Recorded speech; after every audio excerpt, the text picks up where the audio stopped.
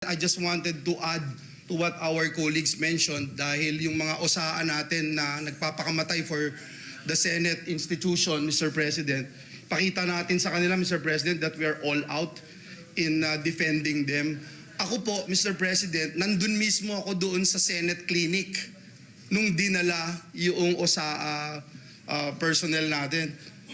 Mr. President, bugbog sarado siya. Dito sa video, kuha mismo ng staff ko, Mr. President, kinukuha, sinakay, pinilit isakay doon sa sasakyan.